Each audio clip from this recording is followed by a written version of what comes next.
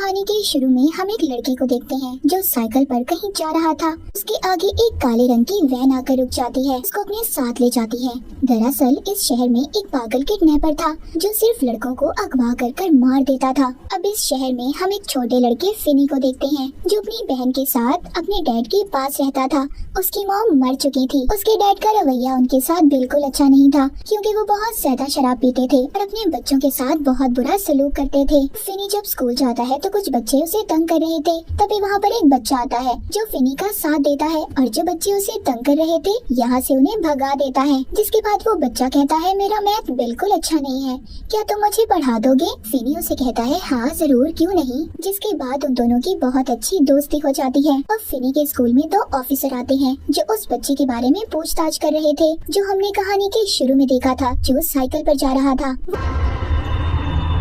Officers Finney की बहन को बुलाते हैं और पूछते हैं तुम्हें कैसे पता चला कि किडनैपर के पास काले रंग के गुब्बारे हैं? दरअसल यहाँ पर उस लड़के की बहन फिनी की बहन की क्लास में पढ़ती थी और इसने उस लड़के की बहन को बताया था कि जिस आदमी ने तुम्हारे भाई को किडनैप किया है उसके पास काले रंग के गुब्बारे थे। अब ऑफिसर कहते हैं हाँ तुम सच कह रही हो, जिस जगह से वो लड़का गायब हुआ, जहाँ से हमें उसकी साइकिल मिली, उधर हमें काले रंग के गुब्बारे मिले हैं। पर तुम इस बात को कैसे जानती हो? क्या तुम उधर मौजूद थी? तो वो कहती है नहीं, मैंने सपना देखा था। यहाँ पर हमें पता चलता है कि फिनी की बहन को सपने में जो कुछ भी नजर आता था वो सच होता था। अब ऑफिसर्स उसके डैड के पास भी पहुँच गए थे पूछताछ करने के लिए, मगर जब वो घर वापस आते हैं तो वो अपनी बेटी यानी कि फिनी की बहन को बहुत मारते हैं और डांटते हैं। कहते हैं कि ऑफिसर्स को ये सब तुमने क्यों कहा कि तुमने किडनैपर के पास काले रंग के गुब्बारे देखे हैं? वो कहती है मैंने देखे हैं, मुझे सपना आया था। उसके डैड कहते हैं अच्छा तो तुम्हें भी सपने आने लगे हैं जैसे तुम्हारी माँ को आते थे। याद रखना सपने कभी सच नहीं होते और आइंदा तुम किसी को नहीं बताओगी अपने किसी भी सपने के बारे में। फिर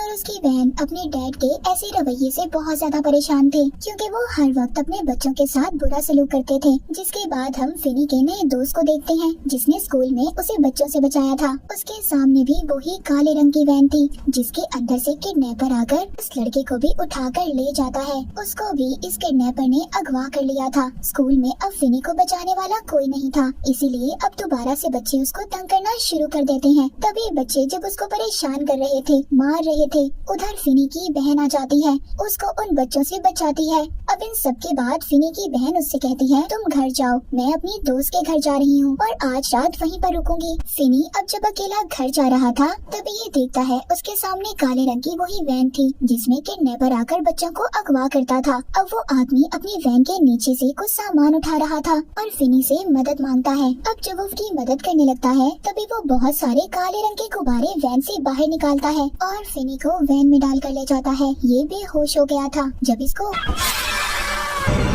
होश आता है तो ये एक काले अंधेरे कमरे में था जो पूरी तरह से साउंड प्रूफ था, मतलब यहाँ से किसी भी किस्म की कोई आवाज बाहर नहीं जा सकती थी। तो यहाँ पर इसके चीखने चिल्लाने का भी कोई फायदा नहीं था। तभी फिनी के पास वही किडनैपर आता है जो इसको यहाँ पर लाया था और उसने खौफनाक किस्म का मास्क पहना हुआ था। इसका नाम ग्रैबर था। वो कहता है तुम्हें डरने की जरूरत नहीं है, मैं तुम्हें कुछ नहीं कहूँगा। और ये कहकर वो यहाँ से चला जाता है। जब ये चला जाता है तो उसके जाने के बाद ये देखता है उधर एक ब्लैक फोन, खिड़की और एक टॉयलेट था और इसके अलावा यहाँ पर कुछ भी नहीं था जिधर ग्रैबर ने फिनी को कैद किया हुआ था। मगर वो ब्लैक फोन डेड था, यानी कि वो चलता ही नहीं था, उसकी तार टूटी हुई थी। दरअसल ये एक बेसमेंट थी। अब फिनी यहाँ पर परेशान था कि वो यहाँ से कैसे जाएगा। तभी अचानक से फोन की घंटी बजती है। ये डर गया था। ये हैरान हो जाता है कि फोन की तो तार ही नहीं है तो फिर इस पर कोई फोन कैसे कर सकता है। जब फिनी फोन उठाने लगता है तो अब उसकी घंटी बंद हो जाती है। तभी उधर ग्रैबर भी आ गया था। कहता है पहले भी फोन की घंटी बजती थी, मैं नहीं जानता कि ऐसा क्यों है। ये कहकर वो यहाँ से चला जाता है। उसके जाने के बाद दोबारा से फोन बजता है। इस बार उस फोन पर फिनी से कोई बात कर रहा था। ये वही लड़का था जिसको हमने कहानी के शुरू में देखा था जो साइकिल पर जा रहा था, मगर ये उसकी आत्मा थी जो उससे बात कर रही थी। वो उससे कहता है उधर एक जमीन पर टाइल है, तुम उसको निकाल कर वो जगह खोदो, तुम आराम से उस जगह से एक सुरंग बनाकर जा सकते हो। अब फिनी उसकी बात मान लेता है, उधर से खोदना शुरू करता है। वो बहुत सारी मिट्टी निकालता है और उसको कमोड में डालकर पानी डाल देता है ताकि इस बारे में ग्रैबर को कुछ पता न चले। उसी रात फिनी की बहन को भी सपना आता है जिसमें वो ग्रैबर और अपने भाई को देखती है। दूसरी तरफ अब ग्रैबर फिनी के लिए खाना लेकर आया था, मगर वो दरवाजा खुला छोड़ जाता है। तभी फिनी उधर से जाने वाला था, मगर दोबारा फोन की आवाज उसे जाने से रोक लेती है। फिनी जब फोन उठाता है तो अब दूसरा लड़का बोलता है। ये भी इसके स्कूल में ही पढ़ता था, मगर अब वो फिनी के बारे में कुछ नहीं जानते थे। ऐसा ही पहले लड़के ने भी कहा था, जिसने कहा था कि तुम्हें सुरंग बनानी चाहिए। अब तभी यहाँ पर हम बच्चों की आत्माओं को देखते हैं। ये सब वही बच्चे थे जिनको ग्रैबर ने किडनैप कर मार दिया था, और ये सब मिलकर फिनी की मदद करना चाहते थे। इसीलिए इन बच्चों की आत्माएं फोन के जरिए इससे बात कर रही थी। यहाँ पर अब जिस बच्चे का फोन था कि आत्मा इससे कहती है तुम ऊपर मत जाना। ग्रैबर जानबूझकर दरवाजा खोल कर गया है ताकि तुम ऊपर जाओ और ये तुम्हें मार दे। मैंने यहाँ पर एक रस्सी को छुपाया था, तुम उसकी मदद से खिड़की तक पहुँचकर अपने लिए मदद बुला सकते हो। अब फिनी को वो रस्सी मिल जाती है, पर वो खिड़की तक नहीं पहुँच पाता। उधर दूसरी तरफ फिनी की बहन अपने डैड को अपने सपने के बारे में बताती है। कहती है मैंने उस किडनैपर को देखा है, उसने खौफनाक सा मास्क पहना हुआ था। मैं उस जगह को भी जानती हूँ जिधर उसने फिनी को रखा है। अब उसके डैड को भी अपने बेटे की फिक्र थी, इसीलिए वो भी अपनी बेटी के साथ फिनी को ढूंढने के लिए मान जाते हैं। वहीं पर हम दो ऑफिसर्स को देखते हैं जो बच्चों के अगवा के केस में पूछताछ कर रहे थे। वो एक आदमी के घर आते हैं। ये आदमी अपने भाई के साथ रहता था। ये इस आदमी के पास इसलिए आए थे क्योंकि इस पर इन्हें शक था, मगर वो आदमी कहता है मुझे शक है वो किडनैपर यहीं पर रहता होगा जो बच्चों को अगवा कर गायब कर देता है, जिनके बारे में किसी को कुछ पता नहीं चलता। ऑफिसर्स खैर इसकी बातें सुनकर यहाँ से चले जाते हैं, मगर हैरान करने वाली बात ये थी इसी घर की बेसमेंट में फिनी को कैद किया गया था, मगर ये आदमी इस बारे में कुछ नहीं जानता था। इस आदमी का जो भाई था वो दरअसल वही किडनैपर था जो बच्चों को अगवा करता था,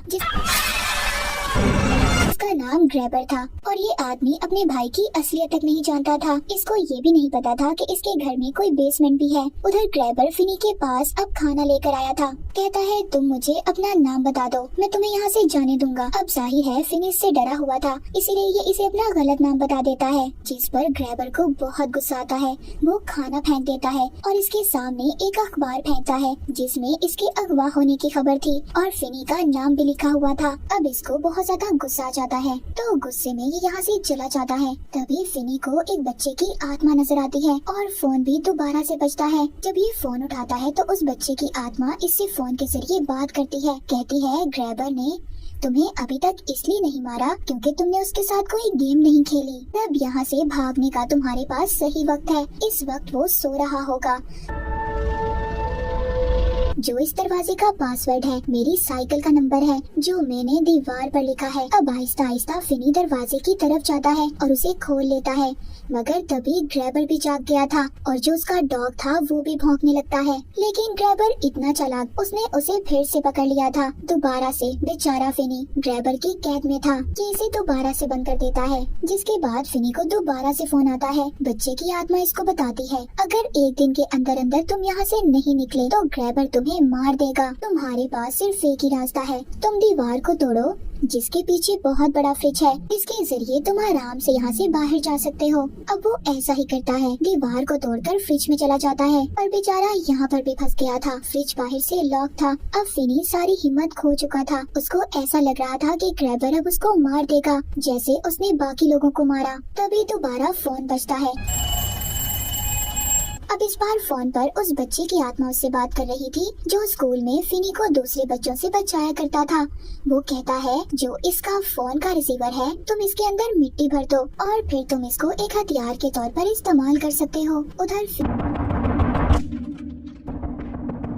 फिनी की बहन साइकिल पर बारिश में ग्रैबर के घर को ढूंढ रही थी क्योंकि उसने अपने सपने में उसका घर देख लिया था। तभी उन्हीं 5-6 बच्चों की रूहें आत्माएं सामने आ जाती हैं जिन्हें ग्रैबर ने मार दिया था। ये उन्हें देखकर डर जाती है और साइकिल से नीचे गिर गई थी। तभी वो अपने सामने वही घर देखती है जो इसने सपने में देखा था। अब ये घर जाकर ऑफिसर्स को कॉल करती है और उन्हें उस घर के बारे में बताती है जो इस केस की छानबीन कर रहे थे। जिसके बाद हम उसी आदमी को देखते हैं जो ग्रैबर का भाई था। अब उसको अपने अपने भाई पर शक हो गया था। वो जब नीचे उतरता है तो नीचे उसको एक बेसमेंट मिलती है। उधर ये फिनी को देखकर बहुत ज्यादा हैरान हो गया था, मगर इससे पहले कि उसे बचाता, ग्रैबर आकर उसे मार देता है। अब ग्रैबर फिनी को भी मारना चाहता था। वो दरवाजे पर अपना डॉग बांध देता है और फिर फिनी को मारने की कोशिश करता है। फिनी बेचारा अपनी जान बचाकर इधर उधर भाग रहा था। अब जब ये फिनी के करीब आता है तभी ये एक गड्ढे में गिर जाता है जो फिनी ने बनाया था इसे फंसाने के लिए। अब वो उसी ब्लैक फोन की तार से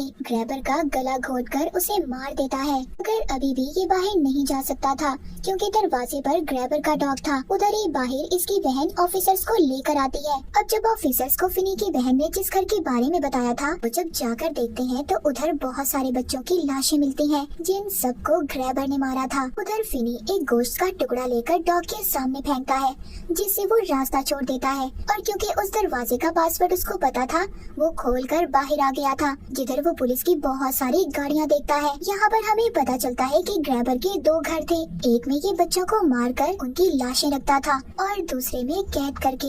ये दोनों घर आमने सामने थे, इसीलिए तो ऑफिसर्स को फिनी मिला नहीं था। अब क्योंकि सच्चाई सबके सामने आ चुकी थी, फिनी के डैड भी अपने बच्चों से माफी मांगते हैं कि अब वो कुछ गलत नहीं करेंगे। इसके बाद जब फिनी स्कूल जाता है सब इसको देख रहे थे क्योंकि ये ग्रैबर को मारकर उसकी कैद से आजाद होकर आया था। अब ये पूरी तरह बदल चुका था, ये पुराना डरा हुआ फिनी नहीं था। इस मूवी के आखिर में हमें ये मैसेज मिलता है कि हमें देखकर और सोच समझकर किसी की भी मदद करनी चाहिए, वरना ये हमारी बहुत बड़ी गलती भी साबित हो सकती है, जैसे बेचारे फिनी और दूसरे बच्चों ने की। और इसी के साथ ये मूवी यहीं पर खत्म हो जाती है।